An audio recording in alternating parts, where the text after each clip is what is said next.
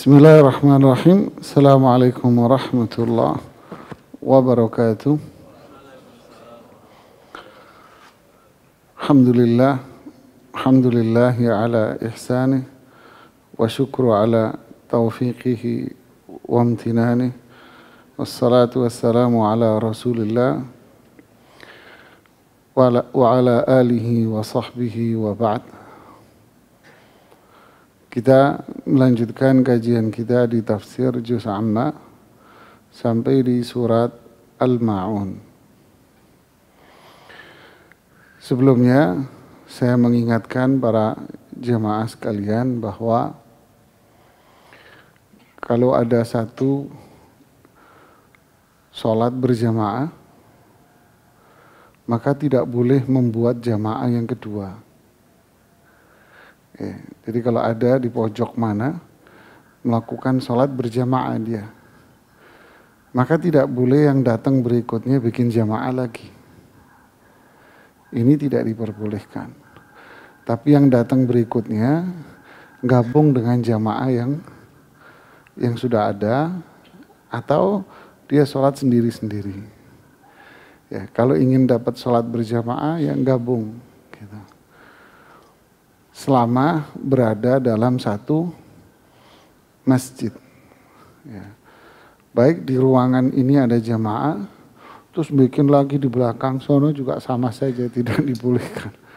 Ya, gabung dengan jamaah yang ada. Ya. Alhamdulillah. Nah, kita akan bahas di hari ini surat Al-Ma'un. Surat ini diberi nama surat Al-Ma'un berkaitan dengan ayat yang terakhir. Ayat yang ke-7, wa yamna'unal ma'un. Mereka tidak mau berbagi, saling meminjam. Al-Ma'un. Apa itu Al-Ma'un? Beragam penjelasan para ulama tafsir. Tapi kalimat yang umum dari Al-Ma'un adalah segala sesuatu yang dibutuhkan oleh orang lain. Apa saja yang dibutuhkan oleh orang lain. Lalu dia tidak mau berbagi di sana. Ini makna dari penamaan surat ini. Adapun kategorinya, surat ini diturunkan sebelum Rasulullah Sallallahu Alaihi Wasallam hijrah ke Madinah. Artinya masih pada fase Rasulullah Sallallahu Alaihi Wasallam di Makkah. Kemudian berkaitan dengan tema dari surat ini, ada yang menarik dari penjelasan Imam Ibnu Katsir rahimahullah ta'ala. Surat ini berkaitan dengan sosok seorang, ada yang mengatakan ini orang kafir, tapi kalau orang kafir kita tidak membahasnya, memang aslinya dia orang kafir ya. Ada yang mengatakan ini bersifat umum, orang Islam pun bisa gitu ya. Yaitu temanya tentang mereka, orang-orang yang seperti ini, di mana kata Ibnu Katsir, la ahsanu ibadata rabbihim, mereka tidak beribadah kepada Allah dengan baik, wala ahsanu ila khalqih, mereka pun tidak berbuat baik kepada manusia. Sama Allah enggak, sama manusia pun tidak.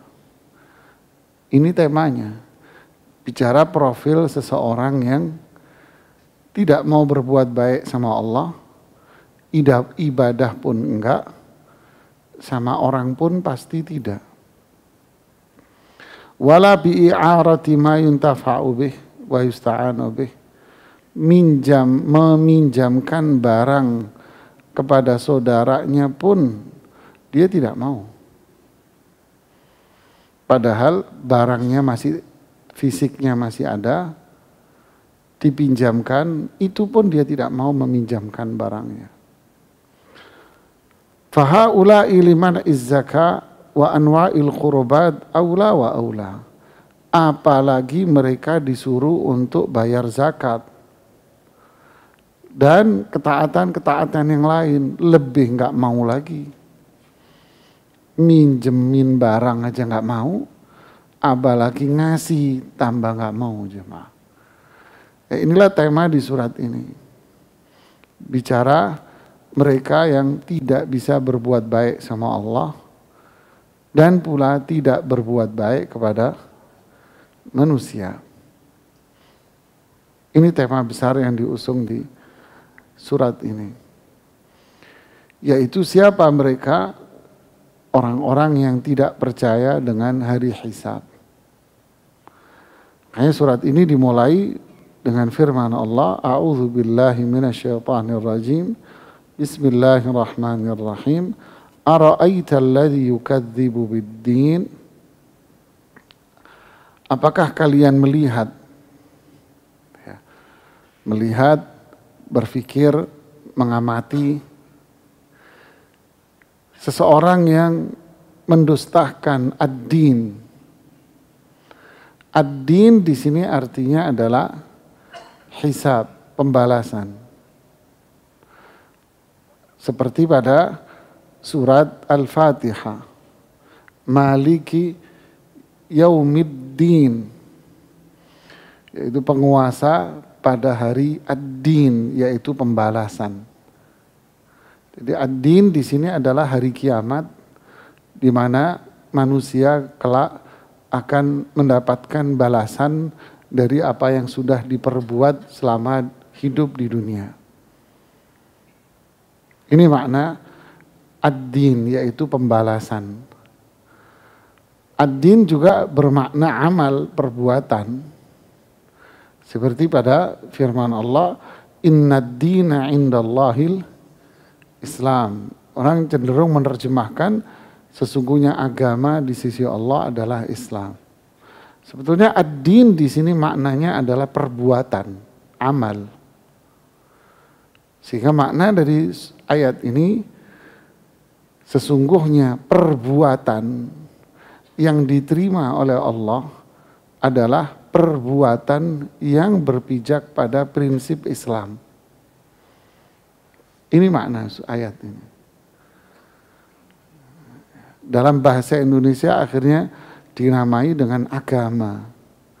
Padahal ad-din makna aslinya di dalam Al-Quran itu adalah amal, perbuatan. Wa may yabtaghi ghairal islami dinan. Siapa yang mencari amal, perbuatan selain dari sumber Islam, maka itu ditolak. Nah, di ayat ini ad-din maknanya adalah balasan. Berarti ara'aita, tidakkah kalian melihat, mengawasi, memantau mereka yang mendustakan, tidak percaya dengan hari di mana mereka nanti akan dibangkitkan dari kubur untuk menerima balasan dari apa yang mereka perbuat. Tentu ini orang kafir, pasti. Ya, karena orang kafir tidak beriman dengan hari kiamat. Ya, makanya mereka meyakini setiap orang yang mati itu masuk surganya Bapak. Tahu bapaknya siapa? Nggak tahu. Mau surga. Ya, semua orang kafir bagi mereka adalah masuk surga kalau mati. Karena mereka tidak percaya dengan namanya hari pembalasan. Padahal logika sederhana, kalau ada reward ya pasti ada punishment lah. Masa ada reward doang kakak ada punishment? Dari mana ceritanya? Masuk surga Bapak, terus ada surga doang, terus nggak ada. Ya, ini hal yang lucu ya. Tapi kita bukan dalam konteks bicara itu. Yang jelas ayat ini menceritakan tentang mereka yang tidak percaya dengan hari kiamat. Hari di mana manusia semua akan mendapatkan balasan dari apa yang telah dia perbuat. Faman ya'mal mithqala dzarratin khairan yarahu. siapa yang berbuat kebaikan seukuran dzarrah, tahu dzarrah jemaah? Dzarrah itu dalam bahasa Arab klasik artinya anak semut. Ya, anak semut hitam di bawah batu hitam di tengah hutan belantara, di tengah malam hujan deras jemaah. Umpama. Jadi dzarrah itu anak semut. Fama ya'mal mithqal, siapa yang berbuat kebaikan seukuran itu, pasti Allah melihat dan membalasnya kebaikan. Begitu pula keburukan. Berbuat buruk seukuran itu, sekecil itu pun Allah melihat dan Allah pun akan memberikan balasannya. Dan manusia akan mendapatkan balasannya nanti di hari pembalasan itu. Nah, di sini mereka yang tidak percaya dengan hari pembalasan itu. Allah menyebutkan di surat ini implikasinya, dampaknya apa? Buah dari orang yang gak percaya dengan hari pembalasan. Segala sesuatu itu pasti ada pengaruhnya, ada dampaknya, ada buahnya yang muncul. Di ayat surat ini secara keseluruhan Allah menyebutkan buahnya. Kalau mereka gak percaya dengan hari akhir, tidak percaya dengan kehidupan di akhirat, ada balasan nanti, ada surga, ada neraka, dia gak percaya dengan itu, maka akan muncul pada dirinya perilaku-perilaku seperti yang digambarkan jelas di dalam ayat ini. Allah mengatakan, fadzalikal ladzi yad'ul yatim. Dia adalah sosok orang yang yadu'u.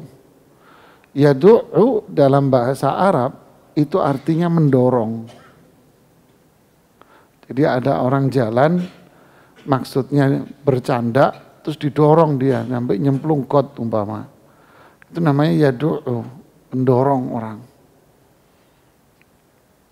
Dia adalah seseorang yang mendorong anak yatim. Maksudnya apa? Maksudnya adalah pertama, tidak berkaitan dengan sikap, ya, berkaitan dengan sikap. Yang kedua, berkaitan dengan materi. Yaitu mereka yang bersikap kasar sama anak yatim. Makanya digunakan bahasa yadu'u, dorong. Ini kasar nih orang sama anak yatim. Baik tutur katanya maupun perbuatan dia. Kemudian yang kedua, kasar sama anak yatim. Artinya dia membiarkan anak yatim ini berada dalam penderitaan ekonomi. Dia tidak mau menyantuni. Jadi intinya dia tidak berbuat baik sama anak yatim dengan berbagai macam bentuknya. Makanya Rasulullah SAW mengatakan di dalam hadis, ana wa kafilul yatimi hakadha fil jannah. Saya sama orang yang berbuat baik sama anak yatim kayak begini di surga. Jadi jarinya digabung begini. Ya itu mereka yang berbuat baik kepada anak yatim. Dengan sikapnya, tutur katanya, dan bantuan dia. Nah, anak yatim juga butuh kasih sayang. Tapi kasih sayang juga tidak menjadikan mereka ini kenyang jemaah. Kasih sayang juga tidak menjadikan mereka pintar. Dia harus sekolah, harus makan. Ya. Nah, ciri mereka orang-orang yang tidak percaya dengan hari akhir, mereka adalah orang-orang yang tidak memperdulikan anak-anak yatim ini. Bahkan dia akan bersikap kasar sama mereka. Yang kedua, wala yahuddu ala ta'amil miskin. Dia tidak menganjurkan orang lain untuk memberi makan fakir miskin. Apa maksudnya? Tidak menganjurkan orang lain. Artinya dia sosok orang yang pelit. Dia sendiri pelit, tidak mau berbagi kepada fakir miskin, dan dia pula tidak mau menyuruh orang lain untuk berbuat baik. Ini yang disebut di dalam istilah Al-Quran namanya asyuh. Orangnya namanya syahih. Bahasa Indonesianya ya apa ya? Ya pelit bahasa Indonesianya. Padahal beda antara bakhil dengan syahih. Syahih itu nggak saking pelitnya jamaah, sampai sama duitnya orang pelit. Ini bukan duitnya dia nih, duitnya si fulan. Dia bilang, "Mas jangan bantu, emang duit lo, ngapain nyuruh orang?" Ya, ada nggak? Banyak. Sayang mas. Saya menjelang Ramadan bagi-bagi kurma di dekat di komplek. Dapat kurma banyak, kurma kualitas bagus, super. Ya. Banyak. Saya bagi ke tetangga semua. Apa jawabannya tetangga? Kurma bagus kok dibagi-bagi, ngapain? Sayang. Kalau mau dibagi-bagi itu dek, beli kurma yang murah-murah aja. Innalillahi wa inna ilaihi raji'un. Bukan duit lo, ya Allah. Ini bukan pelit lagi mas, mbahnya pelit ini mas. Disebut di dalam ayat namanya syuh. Orangnya namanya syahih, pakai shin, ha. Makanya di sini wala yahuddu ala ta'amil miskin. Orang lain pun kalau mau sedekah dilarang sama dia. Enggak saking bakhilnya ini orang. Jadi dari dua ayat ini disimpulkan oleh para ulama. Pertama yatim, yang kedua adalah orang miskin. Ya. Di sini digunakan kata miskin. Ya. Sama orang miskin, pelit. Sama fakir juga sama. Semuanya. Sehingga disimpulkan dua ini oleh para ulama. Artinya apa? Tidak mau berbuat baik kepada manusia. Berbagi tidak mau berbuat. Sedekah nggak mau sedekah. Makanan, ngasih makan. Maksudnya makan ini disebutkan makan. Kenapa? Karena itu kebutuhan pokok. Ya, bukan berarti, contoh gini. Tetangganya butuh biaya untuk rumah sakit, umpamanya. Ya. Lalu dikasih tahu, tuh tetanggamu butuh biaya untuk rumah sakit. Udah gue kasih sembako. Kan kita disuruh ngasih makan. Udah cukup saya ngasih sembako. Apa ini maksudnya? Gimana kalau ada orang berdalih begitu? Kan sembako makanan. Kewajiban saya kan ngasih makan. Sakit bukan gue dong.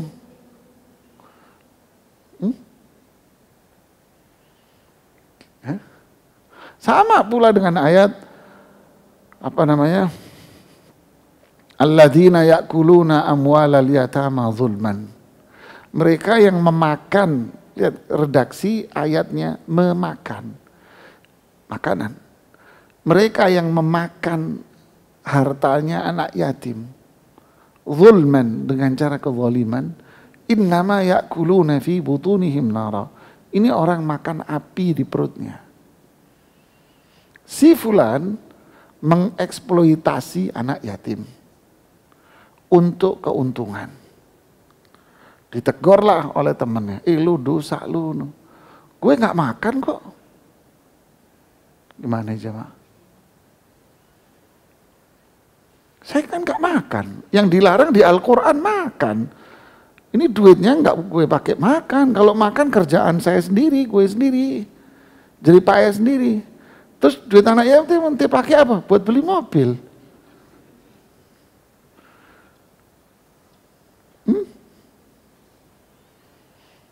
Anda sih paham, tapi mau jawab bingung, kan gitu kan ya kan? Paham Anda ini nggak bener paham, cuman jawabnya gimana? Ya akhi fillah, Kita tahu ini orang gila pasti. Allah menyebutkan makan. Kenapa? Karena ini kebutuhan yang paling pokok. Bukan berarti yang lainnya tidak. Saya sekarang nanya sama kalian semua di sini. Anda kerja di sini buat apa? Nggak jawab kan? Nggak jawab. Karena jawaban Anda pasti buat makan, Pak. Makan apaan gaji 30 juta? Kagak habis ente makan, gajimu 30 juta, 40 juta, 50 juta yang di sini gede-gede. Perasaan nasi uduk 1.000. Makan Padang paling berapa? Tapi Anda bilangnya buat makan. Paham kan? Dan inilah rahasia kenapa Al-Quran menyebutkan ini. Makanan. Bukan berarti sodako yang paling baik itu bikin nasi bungkus. Bukan ya akhi. Penyebutan makan karena ia kebutuhan yang paling pokok. Dia juga butuh sekolah. Dia butuh kontrakan, dia butuh pakaian, anaknya butuh jajan ya akhi. Dan seterusnya, dan seterusnya. Jadi yang dimaksud di sini apa? Berbagi, memenuhi kebutuhan dia, apapun kebutuhannya. Inilah indahnya bahasa Al-Quran. Jadi wala yahuddu ala ta'amil miskin. Dia orang lain pun dilarang. Enggak saking bakhilnya. Berarti tidak berbuat baik sama manusia ini. Jadi ciri manusia orang yang enggak percaya dengan hari kiamat. Dia tidak akan berbuat baik sama manusia. Orang kafir, orang Islam yang nggak beriman dengan hari akhir, dia tidak akan berbuat baik sama saya dan Anda. Oke, fenomena. Sekarang banyak orang kafir, mohon maaf, rajin dia sedekah. Rajin sedekah, Pak. Saya dikirimi oleh satu orang non-muslim. Oh Pak Ustadz, suka bagi sembako ya di tempatnya. Oh iya Pak. Saya rajin sebulan sekali bagi semua. Saya kirimin beras ya, silahkan. Saya dikirimin beras 1 ton. Apa agamanya? Ini Konghucu, ini Kristen. Memang gue pikirin, yang penting berasnya dong. Iya kan? Yang jadi pertanyaan, kok semangat dia sedekah? Katanya malas sedekah. Paham tidak? Apakah konsep Al-Quran ini salah?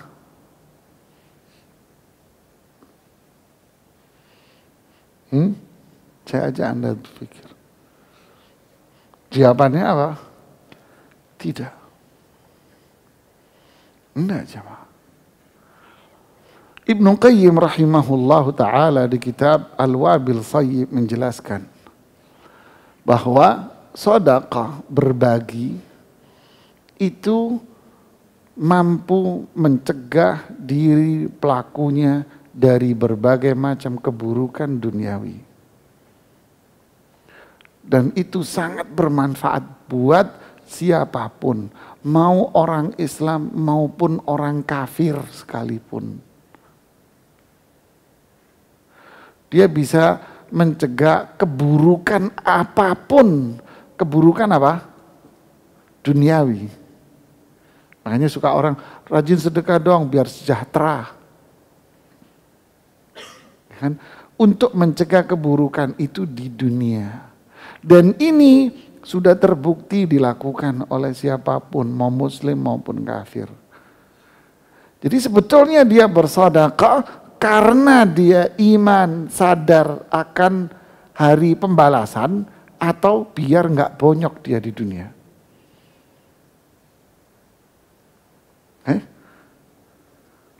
Yang kedua kan, daripada gue bonyok, kata orang, sedekah aja yang rajin, biar usahamu maju. Jadi sedekah UUD, ujung-ujungnya ke duit juga. Doain om ya. Kenapa om? Bagi-bagi ini sedekah. Doain om ya, lagi sakit. Jadi sedekah biar sembuh. Bukan karena dia iman sama Allah dan hari akhir. Jadi dia tidak akan dia bersedekah, membantu sesama karena faktor dia iman sama Allah dan hari akhir. Tidak akan. Tapi dia sedekah biar nggak nyungsep. Itu aja. Dan ini dilakukan oleh siapapun.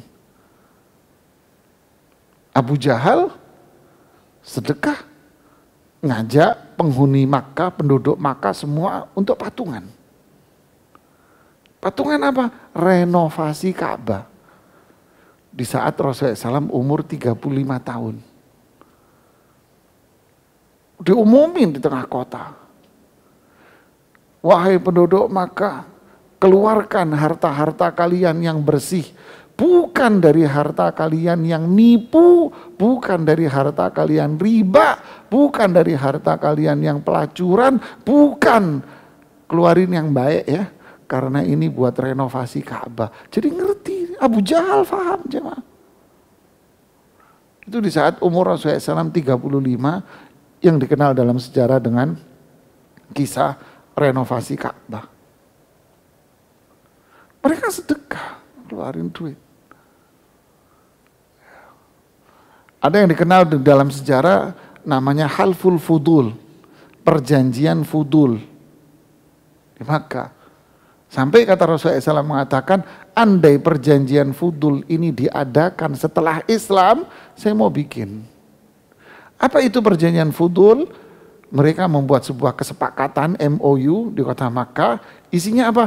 Tidak ada satu orang pun yang terzolimi, pasti mereka akan bantu.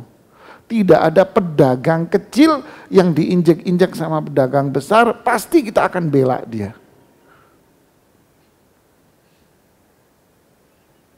Ini orang musyrik. Jadi kenapa mereka melakukan itu? Murni biar nggak bonyok gue di dunia. Dia nggak mikir di akhirat, nggak ada iman di akhirat. Nah, bedakanlah ini jemaah. Yang dibahas di ayat ini adalah Allah langsung bilang, "Ara'aital ladzi yukadzibu biddin." Siapa manusia yang nggak percaya dengan hari pembalasan, nggak percaya dengan surga, nggak percaya dengan neraka, dia tidak percaya. Ciri-cirinya adalah ma'asanu ila khalqi. Dia tidak akan berbuat baik sama manusia. Dengan pijakan kebaikan itu adalah kebaikan saya dunia akhirat. Bukan. Dia nggak akan berbuat itu. Kesimpulannya, tidak ada yang namanya tulus kecuali Pak Tulus. Ya kan? Kalau Pak Tulus memang namanya tulus.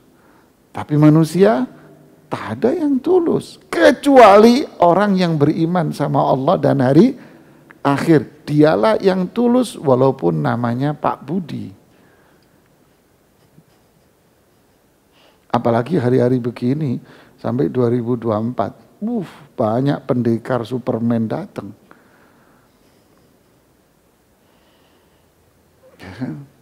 Ini fahami coba.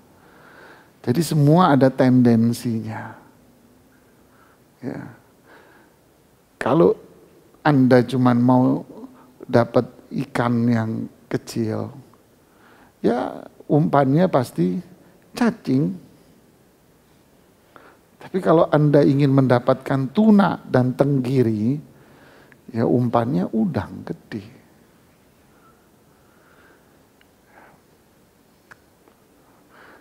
Jadi banyak orang yang seperti ini tapi tak ada ketulusan jemaah. Semua bersikap bunglon untuk kemaslahatan pribadi. Jadi kesimpulannya, jangan bilang orang kafir, orang yang maksiat itu adalah orang yang tulus. Jangan bilang jemaah. Saya ulangi lagi. Ini pernyataan, bukan saya. Saya bisa buktikan dengan dalil-dalilnya. Tidak ada orang kafir dan orang Islam yang bergelimang maksiat, hatinya tulus dalam membantu. Tak ada.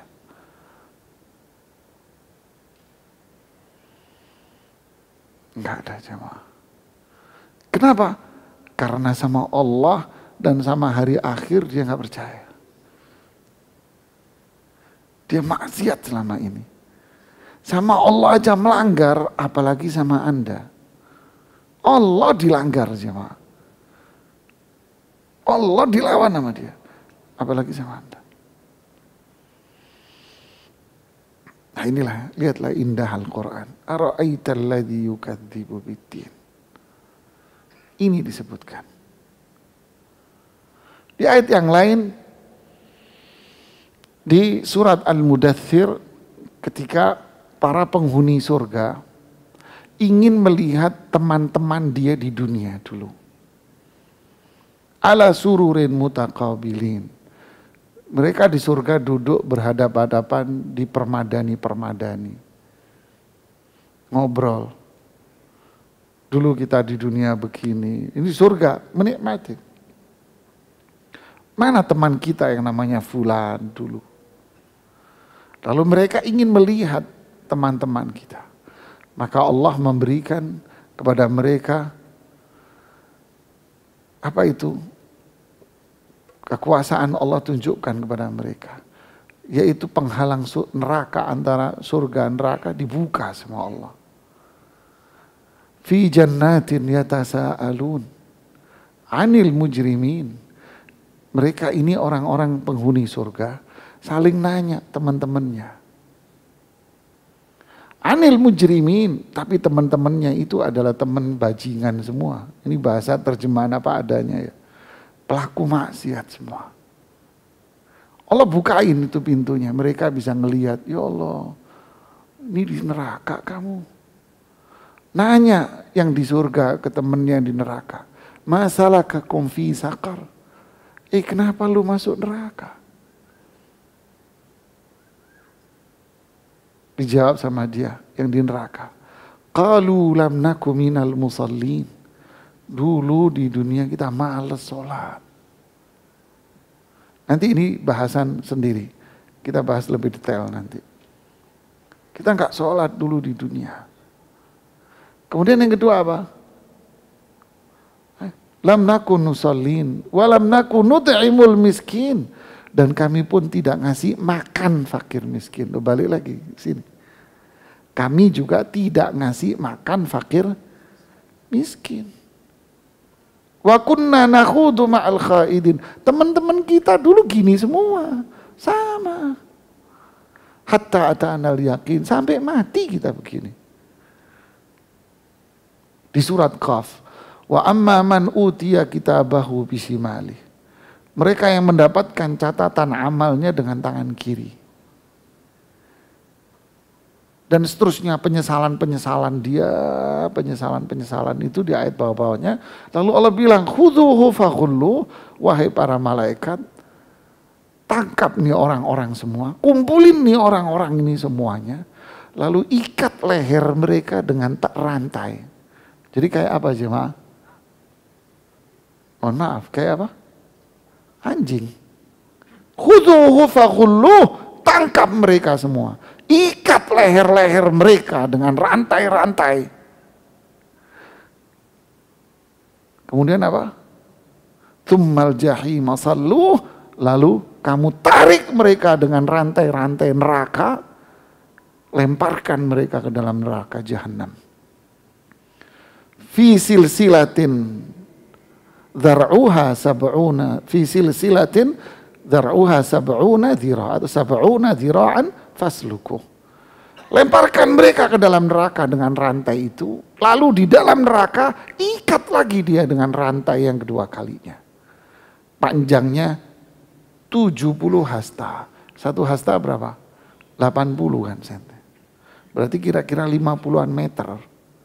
Rantai mana? Bukan rantai dunia, rantai neraka Pak. Caranya diikat kan mana? Kalau tadi kepalanya diikat. Kalau di neraka ngiketnya gimana? Abdullah bin Abbas bercerita, mohon maaf.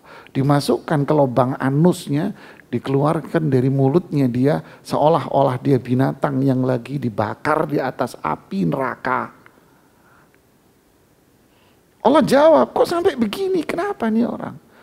Dijawab sama Allah, innahu kana la yu'minu billah. Dia nggak iman sama Allah. Nanti ini akan kita bahas. Yang kedua sebabnya, wala yahuddu ala ta'amil. Redaksinya sama. Dia tidak ngasih makan orang miskin. Jemaah. Ingat sekali lagi bukan sekedar makan di sini. Tapi apa? Tidak mensejahterakan fakir miskin. Apa itu? Zakat, sedekah. Saya sih alhamdulillah Ustadz bagi zakat saya bagi. Berapa kamu kasih fakir miskin? 50.000. 50.000, nggak hidup jemaah. Nggak hidup dia 50. Dia gajinya 2 juta, 3 juta. Kos per bulannya dia berapa? 5 juta, 4 juta. Berarti ada kekurangan berapa untuk keperluan dia? Anggap keperluan dia, gaji dia 3 juta. Keperluan dia 4 juta. Berarti sebulan kurang berapa? 1 juta. Setahun kurang berapa? 12. Harusnya 12 juta ini dipenuhi dia. Sehingga dia bisa hidup dan napas. Sehingga di komplek Anda tak ada orang miskin. Kebutuhannya dia, kekurangannya dipenuhi.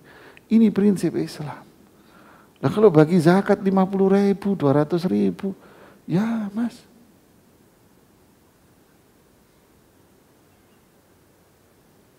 Terus gimana dong? Diare lagi dia ntar. Nggak usah nunggu bulan depan, besok diare dia. Akhirnya apa? Transaksi non-bank tertinggi di dunia Indonesia. Apa itu? Pinjol. Coba Anda merem di kantor Anda, tutup mata gini, anak ngorek begini, mesti nemu mas temen ente pinjem pinjol. Kenapa? Macam-macam. Inilah Islam, indah ya. Jadi ciri orang yang nggak percaya dengan surga, neraka, hari hisab. Dia nggak peduli dengan masyarakat. Ya. Kita melihat ibu-ibu, bapak-bapak, terus siapa di pinggir jalan, pemulung, apa. Hati kita nggak merah, ya Allah kesian dia. Cuek lewat. Ya. Kalaupun mau ngasih, mohon maaf Pak, nggak ada uang kecil. Ya enggak? Seolah-olah Anda sodako dengan yang warna biru dan merah itu haram mas. Inilah ayat yang mulia jemaah. Yang menjadi pelajaran buat saya pribadi dan kita semuanya. Kita lanjutkan insya Allah di pertemuan berikutnya. Dan ciri yang berikutnya. Yaitu tidak berbuat baik sama Allah. Yang terlihat dari mana? Salatnya. Fawailun lil musallin alladzina hum an salatihim. Apa yang dimaksud dengan lalai dalam salat? Nah, kita akan jelaskan pandangan-pandangan para ulama dengan dikuatkan dari ayat-ayat yang lain dari Al-Quran. Semoga kita semua tidak termasuk dari apa yang Allah sebutkan di sini. Wallahu a'lam bishawab. Silakan kalau ada yang mau bertanya.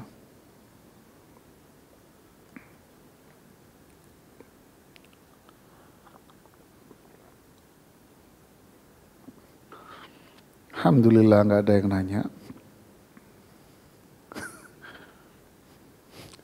Ada yang mau nanya silakan Pak. Fadhal.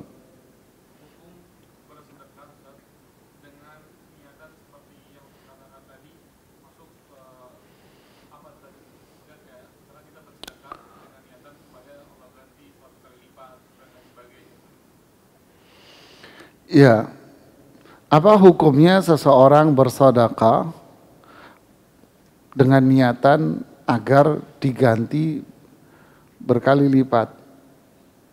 Si fulan sedekah. Kenapa mas sedekah? Kan Allah nyuruh sedekah. Kata Allah, orang sedekah diganti 700 kali lipat.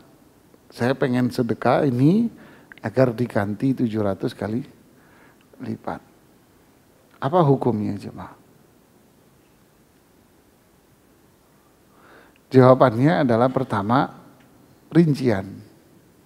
Pertama, jika janji itu disebutkan oleh Allah di dalam Al-Quran bahwa orang sedekah diganti 10 kali lipat, 700 kali lipat, lalu kita bersedekah ingin mendapatkan janji Allah itu, maka itu boleh. Karena memang yang janji siapa? Allah. Yang kedua, jika kita berbuat kebaikan, saya tidak bicara tentang sedekah saja, berbuat kebaikan, lalu dia berharap dari kebaikan itu untuk mendapatkan kebaikan duniawi yang Allah nggak janji itu.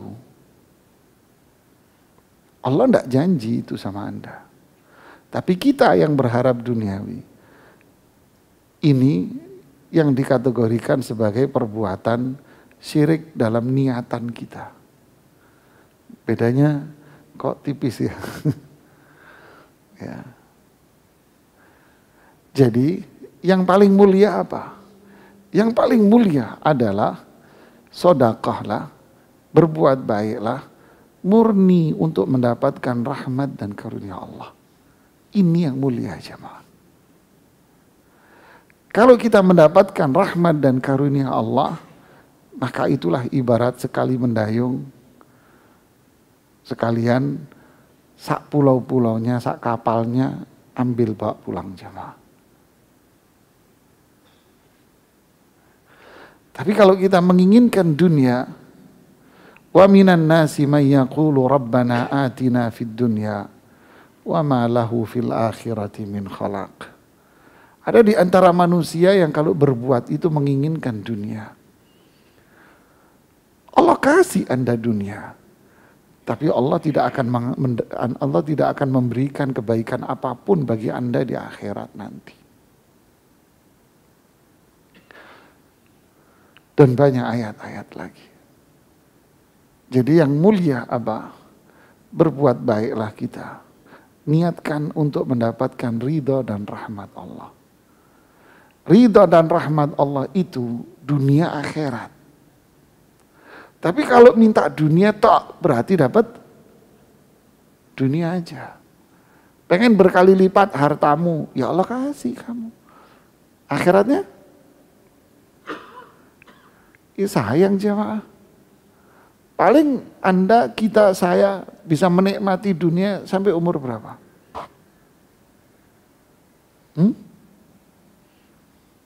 Yang 50 tahun aja sudah mikir sekarang. Ini, enggak hipertensi, kolesterol mas.